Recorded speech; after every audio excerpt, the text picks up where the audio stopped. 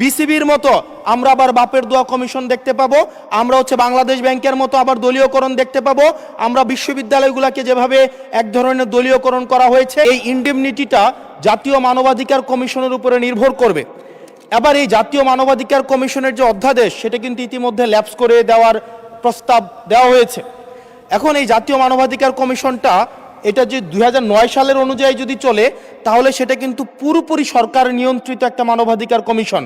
যেই মানবাধিকার কমিশন বিরোধী দল ও মতকে দমনের জন্য ব্যবহার করা হয়েছে, ভিকটিম ব্লেমিংয়ের জন্য ব্যবহার করা হয়েছে, যেই মানবাধিকার কমিশন গুম খুনের বৈধতা উৎপাদন করা হয়েছে।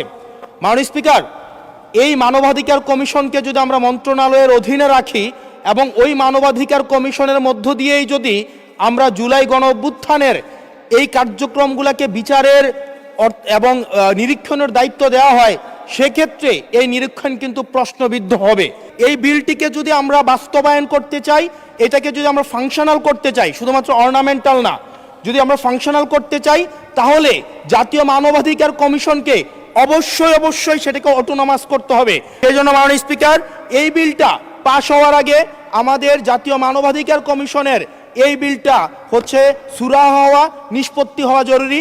না হয় বিসিবির মতো আমরা আবার বাপের দোয়া কমিশন দেখতে পাবো, আমরা হচ্ছে বাংলাদেশ ব্যাংকের মতো আবার দলীয়করণ দেখতে পাবো, আমরা বিশ্ববিদ্যালয়গুলোকে যেভাবে এক ধরনের দলীয়করণ করা হয়েছে আমরা সেটা দেখতে পাবো, আমরা বিচার বিভাগকে আবার যেভাবে এখন ভয়ের মধ্যে নিয়ে যাওয়া হচ্ছে। ধন্যবাদ মাননীয় সদস্য।